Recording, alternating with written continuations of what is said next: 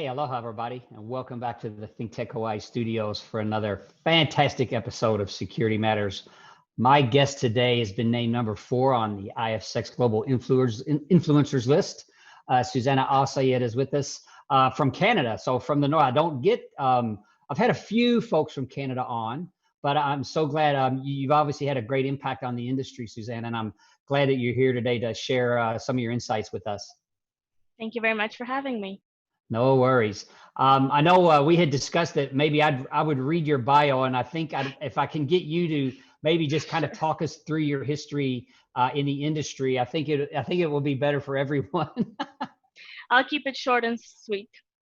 So I am a trilingual. I speak French, English, and Russian. Emergency management and security specialist in Toronto, as you mentioned, Canada. I have over 7 years experience in various roles within the public and private sector with expertise in facilitating multidisciplinary projects involving internal and external stakeholders. I have a bilingual bachelor's in political science, a bilingual honors bachelor's in international studies, and a master's in disaster and emergency management. So I really love academia. So that's a bit about me. Awesome. Well, thank you. I think it's a great for us to have you here. And I know that this is, you said maybe one of your first actual live broadcasts. So I'm glad. I think we need to hear your voice. So I'm glad you took a chance on us today. Thank you. So, COVID-19 has kind of changed many things in many lives. How have you been holding up? Can you tell us a bit of your story? Sure. So thanks for asking. I've been good, and I hope things have been good in Hawaii as well. But just like anyone else, I had numerous challenges during COVID-19, and the hardest part being not seeing my loved ones often, and sharing as simple as sharing a meal with friends and family on a daily basis. And it's also tough that my mother is actually a frontline worker as well. So just knowing the pressures that we have within our family. And as we all know, because of COVID, we have been obliged to quarantine and stay at home. And I'm not gonna lie, I really love working from home. Um, and it's been an interesting change, of dynamics and lifestyle in the past few months. But if looking from a professional standpoint, as a security and emergency management specialist, dealing with COVID-19 has been a very challenging and rare experience. Very unique. So what do you think over these past several months, what do you think about COVID? It's just its developments as it came out. We didn't first know a lot about it. First, we weren't threatened. They were saying, oh, it's just a Chinese problem. Then all of a sudden, bam. And then it seems like still we don't know a lot. What's your opinions? So I find this is a very complex question, and I'm sure everyone is trying to answer it. As we know, COVID is interesting, it's evolving, and in the media, it's so saturated nowadays. Anywhere we look on social media, on the news, there is some type of mention of the topic. And I myself on LinkedIn post content on COVID and how to live with it, how to adapt. And it's unavoidable to talk about it. It's part of our daily life and routine. So as someone that has been involved with COVID from the beginning, I fell into a routine when I wake up. I grab my phone, I check the number of cases, I check the number of deaths, and other relevant news that has anything to do with COVID in order to not miss anything, even before I had my morning coffee. So that's yeah, it's been fun in a way. However, I'd like to mention this that so as someone that has been doing this for 6 months, I can see that the accuracy of data is beginning to slow down. So I used to only have to find the information via 1 or 2 sources, and I would get all the information I need. But now I would have to click through 4 or more sources to get a better national or international perspective on what's happening.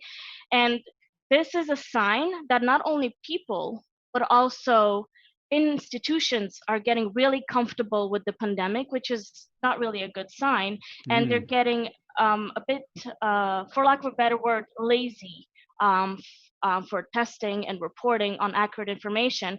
And to report accurate information has gone to down the priority list. And yeah, so Hmm. it's just No, it's such a passion topic of mine, because I try to be very careful with my opinion about COVID-19, as I always try to keep everything short and sweet, but simultaneously realistic, if that makes sense. sure. Um, but we all witnessed in the past few days and weeks that every organization and country are attempting to reopen their businesses or borders, and some have already fully opened. And even with the knowledge of having the second wave come in the near future, and I don't know if you know, but historically, the second wave is always, unfortunately, the deadliest. For instance, Mm. like the Spanish flu. So I know you're in Hawaii, but I think we already are seeing a slow increase and spike in the United States, because people are comfortable. So that is my long version of what has been happening Well, in I mean, regards. what in I don't know if we could compare maybe a little bit. Hawaii, obviously, our tourism is gone. That whole industry is just shut down Mm-hmm. completely. Oh wow. What do you think the impact has been, or what impact have you seen on businesses? And what do they need to think about to reopen? We want to reopen our economy here, and I don't really think we know how we're going to reopen it, but I don't expect it to go very well. Um, what do you think? What do you think in Canada? What are you seeing? In Canada, in Canada, we have been pretty good, in my opinion. We are at stage 2 of Okay. reopening. However, hmm, stage 2. Let's just keep it at that. Ah. uh, yeah, it's we've been doing good. We still quarantined. Our borders are still closed with the United States until July 30th. I don't know if it's going to be opened up or not. But in regards to how COVID-19 has an influence on business in general, I would say that COVID impacted small to large businesses equally, in my opinion. And I Mm. understand that right now there is an anxiety and pressure from governments and companies that are currently experiencing this pressure, and especially to stay afloat financially. So in my opinion, reopening too quickly will cause more damage, especially if the business are solely focused on serving people. So I Hmm. believe that instead of just focusing on reopening, they should also shift their focus and potentially also focus on adapting and reassessing their go-to-market approach. Mm. Um, so speaking of Toronto, in Canada, I have witnessed many restaurants that do not have a patio, for instance, and they destroyed their exterior wall in order to create an open concept eating area, because right now we're allowed to have patios open in stage 2. So this is one way to adapt, because but that won't work for um, other businesses, for instance, because that requires proper authorization, budget, and also permits to go that type of route. But the market, it's very important to know that the market is not what it used to be. And it is important for businesses to review their operations to be afloat with that, to adapt to the new norm. Because Mm. if you don't adapt, you won't be able to survive. That's very true. Do you have a sense that people want to get out? I mean, what is your suggestion for business to sort of to re-engage people? And does business have a responsibility to sort of to invite people to come out? I'm not sure myself about that. People do want to get out. Mm. As we've seen in the United States, everyone is at the beach trying to enjoy the weather, and just going out. Their dog parks were closed for a while. I'm sure dogs are not happy to be quarantined either. But for suggestions for businesses, to be honest, I had many discussions on this topic, and as well as pushback, especially when I stated previously that reopening too fast might have their own consequences. Everyone has their own opinion, especially if you're a business, you might have your own. But there are many things that I believe that businesses can do right now, and to find but there needs to be a different approach for each business, and I think that is important to state. So for instance, social media is a powerful tool if used correctly, and there are many things that a company can do to stay relevant. So as I mentioned, restaurants, I like to use that example because I don't know about you, but I miss eating out. And the other day I ordered seafood pasta and I felt normal and I was very happy. Yeah. So speaking of restaurants, so they have already adapted to current circumstances. Some have succeeded, some have failed, some have readjusted their strategy, but incorporating delivery, prepping meal kits that they can sell, taking their platform online, and also teaching people online how to cook their meals that they serve in the restaurant. That can make a big difference. Um, so this example demonstrates that if you get a loyal following, that will eventually also convert to loyal visiting customers.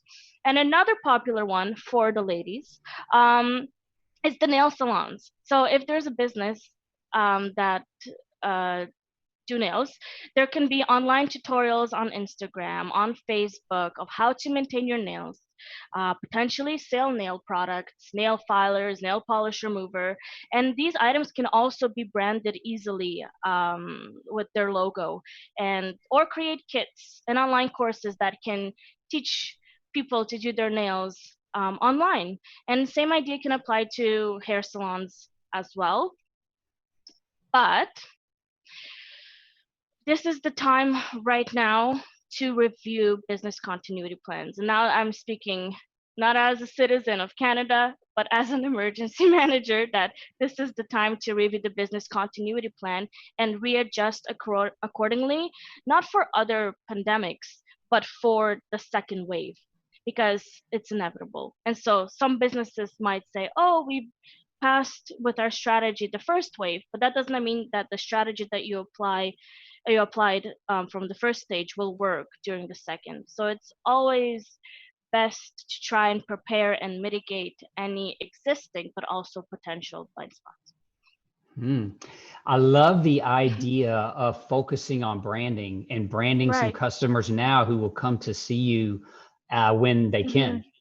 Working on creating a following, which is probably not something many focus on when their doors are open and people are walking in their doors. They're not as concerned. That's a really good pivot, as far as strategy goes. I like that you shared that with the audience. We are getting near the middle of the show, so let's go ahead. This is a good spot to take a break. We'll be back with Suzanna Alsayed in about 1 minute after we pay a couple of bills. Stick around.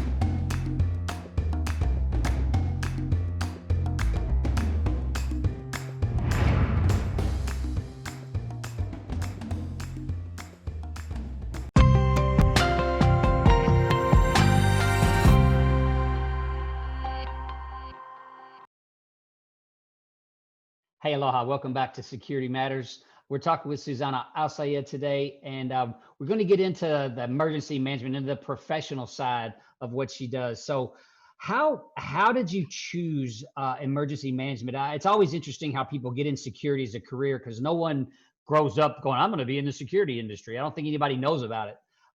So how did you choose end up choosing that, especially emergency management? It's a great field. Okay, so since I can remember, I was always exposed to international politics platform throughout my childhood and through my career as a professional athlete, through academia, and now professionally. But let me share some background story. So I was raised by a Russian mother and a Lebanese dad. So you can imagine the type of global politics that were always on the TV in the living room, and always discussion of what is happening around the world. And Wow. I've been raised as multilingually. So we would talk in Russian, count in Arabic, write in French, and socialize in English. It was always something in regards to that. And so I've always had the fascination of languages and culture and how that impacts politics, but also the type of response um, that different countries would take when there is a crisis. Hmm. So I always knew that I wanted to be in a chaotic field. Growing up, I watched a lot of X Files and CSI, and I wanted to become a criminologist or detective. You know, going on crime scenes and collecting evidence, and going to the lab and finding the criminal. And well, I actually got accepted to university for criminology, but I decided to do political science instead. So it was not that exciting, but it was an exciting start to it. But after finishing my bilingual BA in political science, I decided to do an honors degree in international studies to potentially become a corporate international lawyer. But this is how I got into the industry. So one day I went to Starbucks and it was filled with people, and I met someone by chance that had an open seat, and they were a risk manager consultant, Ah. and we started talking, and he shared his experience in the security field, and which led to me finding my purpose, because I'm like, wow, this is exactly what I want to do. So he told me I should look into the master's program for disaster and emergency management, and I applied. Next few months I got in, and that was my way in into the emergency management and security industry, and the rest of is history. And now we're here. So that is sort of my background. Wow, it's so interesting. I love it that it was shared from another industry professional. I think, Hmm. because if you're not thinking about it, and then you meet someone that's in our industry, most people in our industry are passionate as yourself, as your passion shows for Oh, what you're doing, and thank it you. drew you right in. So I'm glad you found it because it's a good way to satisfy it, right? So Yeah. you got going, and then now you founded Hilt International. So tell us about Yep. Hilt International. What brought that about? So I've always wanted to create something of my own. I guess I've always had the entrepreneurial spirit, but I didn't take action until recently. I genuinely thought it was an impossible task to found something. And so, however, one day I just woke up and decided to take on the challenge. It has been an interesting journey. I have been learning every day and as I go. Um, but I'm extremely fortunate to be surrounded by strong individuals and professionals in the field, so who are supporting my journey no matter if it's up or down, and that are able to give me advice when they can and when I need it. But just like many entrepreneurs stated, the imposter syndrome is a real phenomenon. So staying motivated when things do not work out, once you tried over 3 times, when people promise something and then they let you down, when people ignore you or act unprofessional. And I can honestly say that I had to readjust my approach and Hmm. thinking several times. I would like to believe that I'm an open-minded individual and I love learning from others. However, founding Hilt really taught me the importance of patience and self-care, because if you do not take care of yourself and your health, and in the process of achieving your dreams and vision, in reality your vision will not make it. And that's the unfortunate reality of it. So there are many professional personal reasons of why I founded Hilt. However, the main focus was to pursue, as you said, my passion, an attempt to bridge the gap between the security and emergency management industry, um, as well as have an official international, cultural, linguistic platform to write, discuss, I really like writing articles on relevant topics. So speaking of articles, we actually Underhill published with two other security companies an article by the name "Elephant in the Room," long-term care facilities. So we argued that COVID-19 is not the cause of the high death rates recently experienced in long-term care facilities. It is actually the result of a more systemic global health and wellness issue.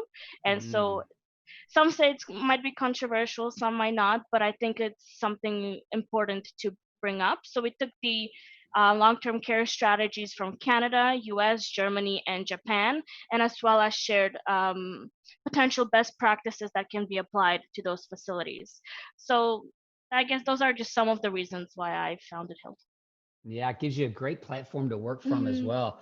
I know that you've also been published by As Is, and you're very active in Mm. As Is. Talk to us about that. What's going on with your local chapter, and then your involvement with international and GSX and such.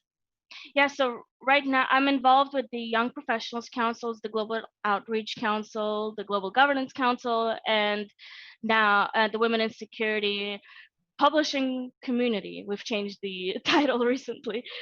So I'm part of a publishing committee, which is a small but brilliant group of women that are located internationally.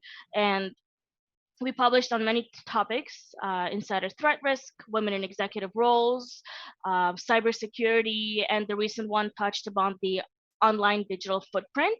So it was actually a article that I co-wrote with Antoinette King called Digital Citizen and through ASIS. So we were also, speaking of other conferences, we were also invited to participate in the Global Security Connection, which was a live virtual conference and exhibition, and to discuss this specific article. So even though this article was focused on the digital footprint and what you leave online, cyber hygiene, cyberbullying, and how to not only educate the current generation, but also the future generation on online risks. But during the conference, I took an emergency management perspective to that and discuss how technology can reform the emergency management industry. So I'm going to repeat myself sort of what I stated at the conference, but for instance, AI can be a real good tool for emergency management. So we always preach in emergency management that we have to do exercises in order to be ready with when an actual incident occurs. So I feel like AI can help us predict and simulate different types of incidences and to improve the response time during an exercise, but also in reality. IoT can be used to enhance data collection from physical environments to quickly communicate to city departments, municipalities, or other businesses, and blockchain, which can be used to provide transparency, for instance. So I am fortunate to be associated with many security professionals, but they are sharing their knowledge and expertise with me. I'm not specialized in cybersecurity. It's a new space to me. So, but it does apply everything that I do for within emergency management and security. But I am actually thinking of, I don't know if you've heard about the cybersecurity certification via Harvard. So I'm thinking I might take that just so that I'm able to speak more on this topic and stay on trend. Yeah, that's I have a friend that took that, Gary Hoffner, actually. He loved it. It's Perfect. I think I think it's I think knowledge of any type, especially to get a taste of something, especially that's a certificate program, so it's it's not like having to do a whole CISSP or something. So I think it's good, but I love the perspective that you have of bringing technology to bear within emergency management, because that value of, as we know, the speed of response. And unfortunately, like this pandemic, I think shows that, we didn't plan very well. And if we did plan very well, we stopped planning and stopped funding, right? AI can, I think the ability to model different scenarios and then understand the real risk involved with defunding a program, for example, or what if we have multi-hazard? Like I'm imagine if we have this pandemic going on, bad economy because of it, and then we get hit with a hurricane in Hawaii, something like that, right? So it could be very bad, right? So multiple things happening at one time. I think Yeah. the technologies could help us model some of that very well. Well, we Um, had, yep. Sorry, sure, go go ahead. on. Well, I was going to say we have a few minutes left. So, Okay. what would you like to share as sort of your final remarks? Maybe for the people out there that are still concerned about what to do. You know, we still got a lot to manage. Well, if we are already ending this, actually, you are right. The 30 minutes do go by fast. Sorry. It's okay. But I would like to end by thanking you, Andrew, and everyone involved for this opportunity. And it was truly a privilege to speak on this topic, especially that I've been involved with this for 6 months. So it's nice to actually let it out like therapy.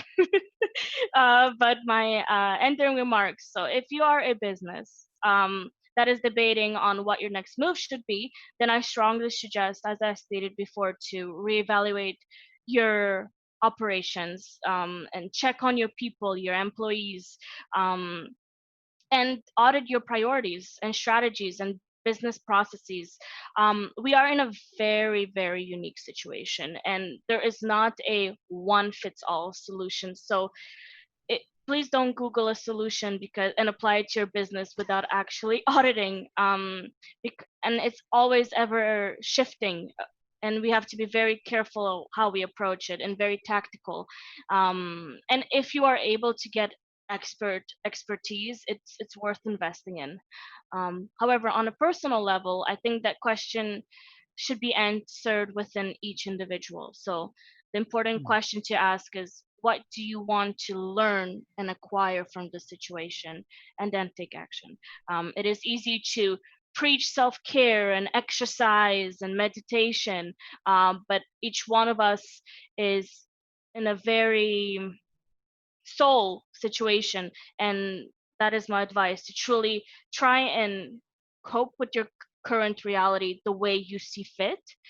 And on that note, if there are any questions or if anyone wants to chat offline, you can follow me on LinkedIn or follow Hilt International Security on LinkedIn as well, as we publish articles and frequently trending topics. So I think I'll end my speech like this.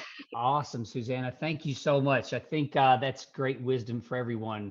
Thank you. There's no one answer out there that fits everyone. That's Mhm. very wise. So find an answer. If you can't find an answer for yourself, look up Susanna. She'll help you with it. Thanks, everybody. Thanks again for joining me today, Thank Susanna. you. And take care, everyone. Have a great July 4th weekend. Aloha.